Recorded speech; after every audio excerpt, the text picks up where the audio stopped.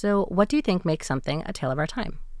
I think a book is made to be a tale of our time when it grips you, it takes you in, and it's a book that anyone can relate to.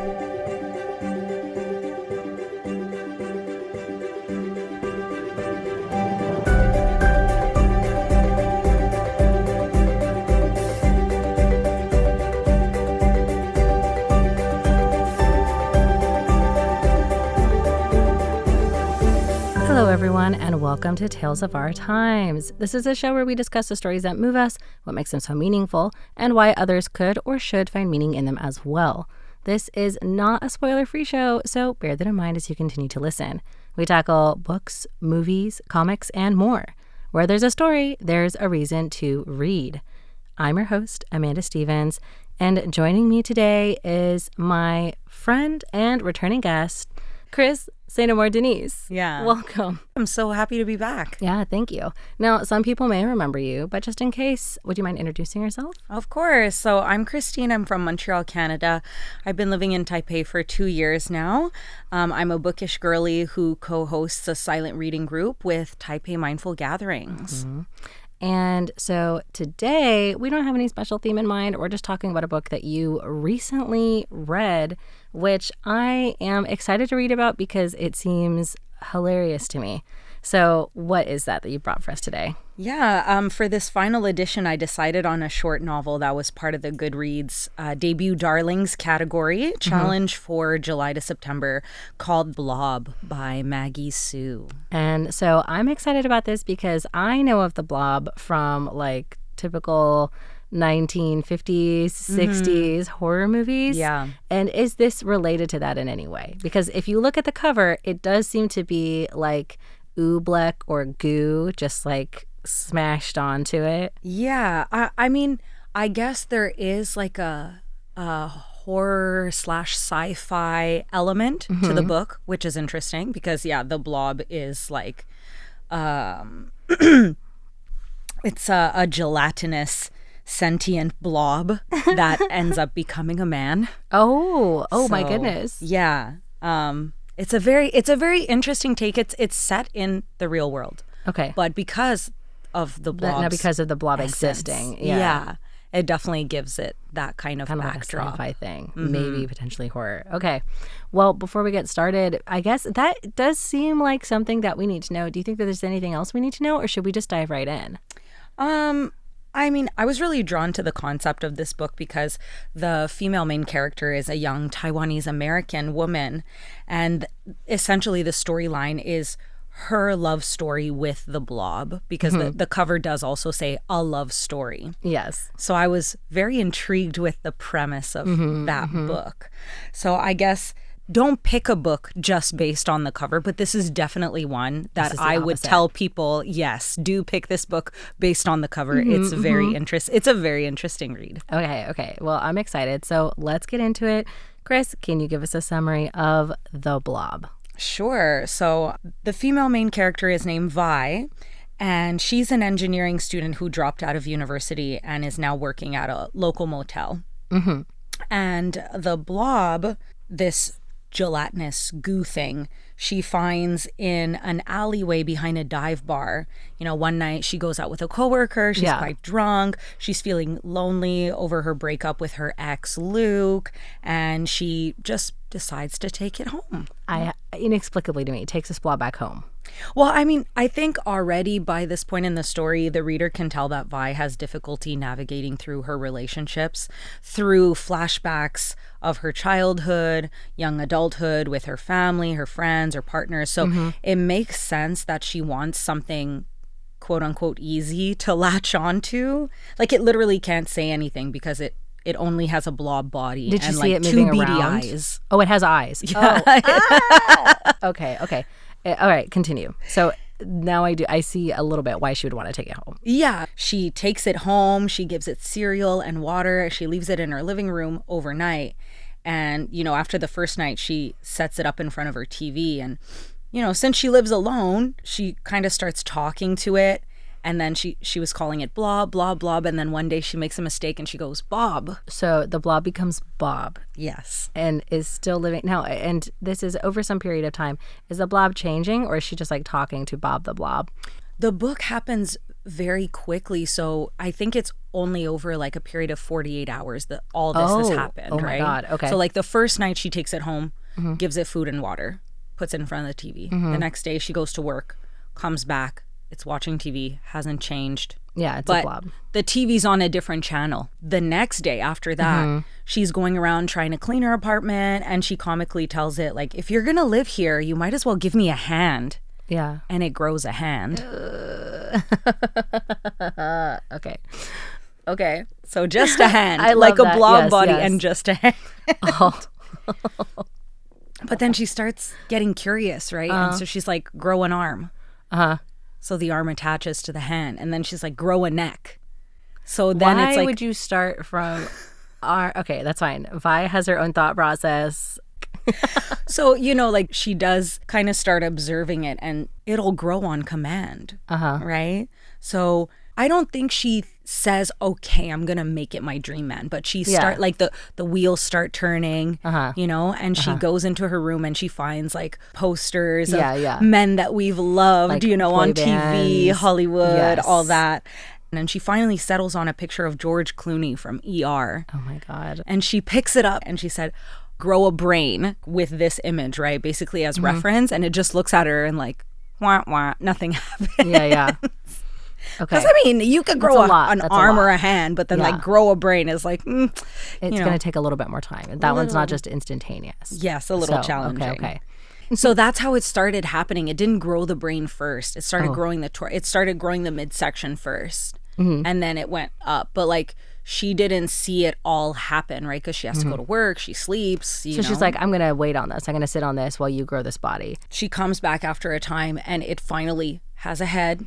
And it can say hello to her, but it still has no lower body. Okay. Right. This is And then, upsetting. yeah. This is more upsetting. Her coworker comes knocking on her door and she's like, oh my God, what do I do? But like, it's basically George Clooney from the ER. Okay. It looks like a real human. So on from the outside, head to the torso. Okay. basically. It is definitely like George Clooney. Yeah. So she throws a throw blanket on it and opens the door. So the coworker's like, sorry, I'm interrupting. Oh my God. So she's like, well, it's nice that you moved on to something. Yeah. And Vi's like, yeah, just think it's that and then please leave me alone. Yeah, exactly. So the coworker says what she has to say, but she is like visibly taken by how man of a man this blob is, right? Yeah. She's just like, And so now, once it finally grows some leg, she's got this blob man living with her, but she's freaked out because she doesn't want it to go outside to like she doesn't want it to get hurt or worse, like reveal to the world what it is. So she locks it in her apartment. Okay. And do we know, does it seem to have a brain or is aware of the fact that it's trapped? I don't think at this point it does. Okay. It's just It's still learning kind how of to like say simple phrases Yeah. and like how to articulate itself Okay. or its thoughts, right? So the next day, she does the same thing, but it gets out. And it follows her to work. Oh my God. And it ends up hanging out with her and her colleague, Rachel. And then that day, she takes it home after her shift and she's just like, no, you have to stay home. And it tells her that it wants to go out because it's seen that people do that on TV. So she's really struggling at this point when she goes home. Like, she understands what it's saying, but at the same time, like, she feels very responsible for it. Yeah. She's like, You I know? made you become a person. And so. Yeah. She locks it in again, but also zip ties it so that it can't break away. Okay. I mean, yeah. So it cuts itself free. New question. Does it still have like blob abilities? No, at this point, it's like a blob man, right? It has muscle mass and density Okay, and all so the things, it can right? get stuck. So he cuts himself free somehow. Yeah. Cuts off his own hand Oh. to get free of the zip ties.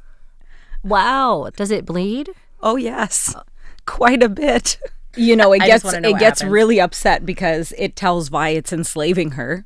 Okay. Yeah. So, but imagine, right? This Or chat with my she's partner. enslaving it. Yeah. Okay. Yes. So it survives cutting off its hand. Yes, it does. there's a massive cleanup that has to happen at her apartment. And thank God her maintenance person doesn't ask a lot of questions because it is a pretty gory scene in her apartment. Yes. But anyway, it ends up running away and it moves in with the coworker, Rachel, and decides to marry her. Oh. Yeah. Well, good for them. Yeah. I mean, Vi is at home depressed now again, like she was at the beginning of the novel. Yeah, she's kind of back to square one. Yeah. And then Rachel ends up knocking on her door again because they have a friendly relationship. Right. They're like work besties, but that's spelled out under real life besties. Yeah, exactly. Vi really has a hard time with interpersonal relationships, but she tries with Rachel. Like she really does. So Rachel ends up inviting her to her and Bob's engagement party, and she decides, okay, she's going to go. She finds Bob on the rooftop and he asks her, tell me who I am. She tells it, she thinks it's got it all figured out, right? It has a beautiful apartment, has a new fiance. They're going to move to Hollywood because Rachel wants to pursue her dream of like being an actress. Well, good for her, yeah. But like he is insisting and he's like on the edge of this rooftop, like looking out, but there's like this undercurrent of like, what if he jumps? Yeah. So he insists that she tell him who he is because she made him, right? So surely she knows who he's supposed to be. Yeah, who he's supposed to be. And she says, you're human. And he says, but I don't know how to be human. Mm-hmm. And neither does she. Yeah, she's like, I mean, I've been struggling this entire time. I don't know why you She enslaved a man and like locked it in her house and zip tied it. Yeah. So she is flawed, but she tells it like everybody has to figure that out for themselves. Yeah, she's like, I literally can't tell you that. Yeah, and she's also telling herself, which I find a really beautiful way to kind of dovetail like her character development and kind of realizing that like, I guess I have to figure this out. I can stop running from it, I guess. Yeah, just try to be better. Like we just try to be better humans, even though we make mistakes in our relationships. And maybe kind of like be comfortable not being able to control that. Yeah, right? Because exactly. that seems to be like her issue as well. Is like life trying to control everything. Life. Yeah. So how does the book end? Is it just like Bob and Rachel get married, or does he call off the wedding? That's the end of the story. They just walk off the rooftop and life is gonna life. Yeah. Wow. So it's called a love story, but it may not necessarily be their love story. Exactly. It is a love story, but it's about our love story with life, having relationships, having all the experiences, the good, the bad, and learning the lessons that help us love ourselves. Mm-hmm. So your first encounter with this book was from the Goodreads list, right? Yeah, exactly. So I had seen this book on a previous Goodreads challenge like earlier in the year. And so I had added it to my TBR, but like as usual, I didn't get to it for months. Yeah. And I just felt like it just kept coming up. The Goodreads challenges are those books that people recommend that you read. So they split them up into categories, and I feel a lot of the times it's the people who work there who will build out a category. So this one was debut darlings, but they're also like acclaimed titles, right? So those would be in the category of like best reviewed books. The debut darlings then are what the people who work for Goodreads believe are new books that a lot of people should check out. I believe so. I don't exactly know how they work it behind the scenes, but okay. But that's also, that informs us just like why you picked this book, right? Yeah, and I just felt like it seemed unusual, right? Oh, like for sure. In terms of a concept, I was really intrigued with like how is she gonna fall in love with this thing, So yeah, and there is like a romance element to it, but I think she definitely just like latches onto it because she's having so many other problems like in her life at the time, And this seems like something that she could do right, or at least control, or perhaps both of those at the same time. Exactly. So then moving more into like the meaning of it, like what made this book so meaningful to you while you were reading it? Like what stuck out to you about this book? I think definitely the character development where she starts, and I truly feel like she is very depressed, like a very depressed character. You see her like lying under her bed sheets for days at a time, and then like as she grows this like friendship with Rachel, and as she grows, like as she literally grows the blob into being, right? She grows, she makes some development in herself, but then she pitfalls, right? Because you shouldn't zip tie your blob thing right. Well, because to your bed. Seeming like a desire to be able to perfectly control everything around you, which is not going to work when it comes to people. Go right. She wants it so badly to go right, but you can't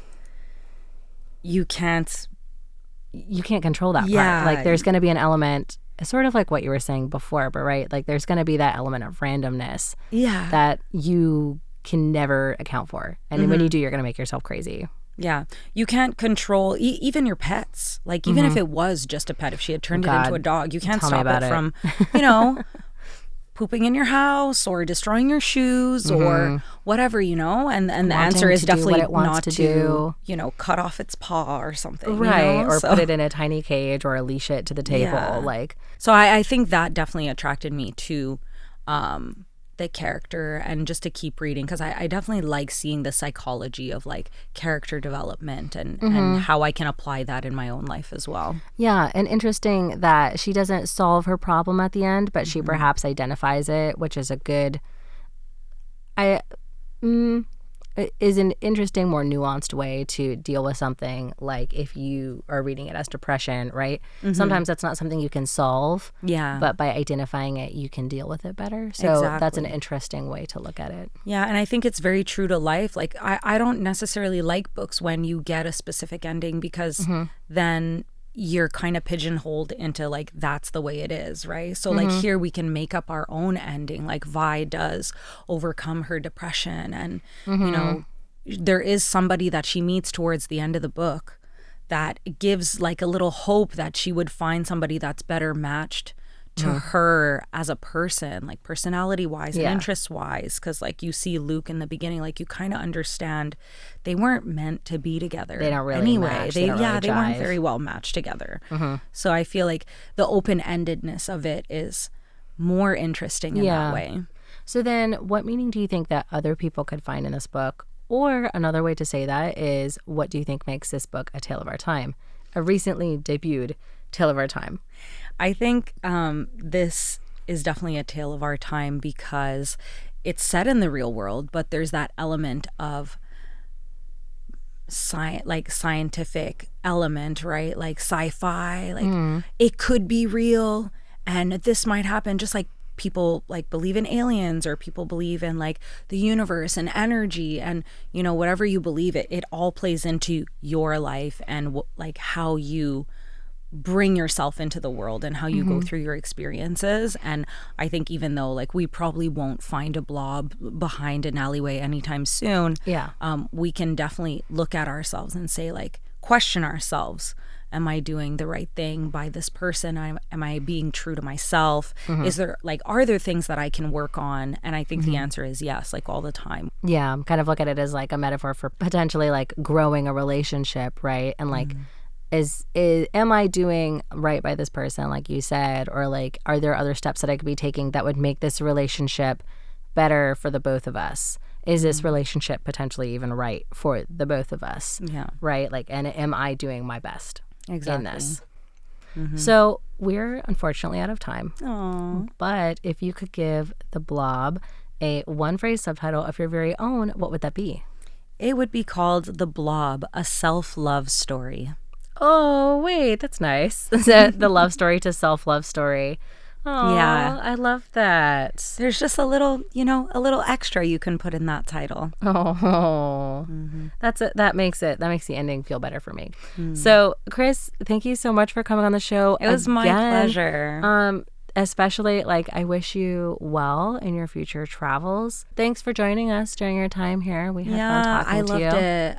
It was such a fun experience, and it definitely gives me ideas of how to be creative when I go back home. And yeah. And remember that you can always check her out on Goodreads. What was your Goodreads tag again? KrisLoves.toread. That's KrisLoves.TOREAD. So if you like these takes, you can check her out there. But in the meantime, thank you to all of you for listening here at Radio Taiwan International. This has been Tales of Our Time. I was your host, Amanda Stevens. And again, with our guest today, Kris St.Amour Denis. Thank you so much, everybody. Bye-bye. And we were talking about Blob, a self-love story, a tale of our time. We'll see you next time.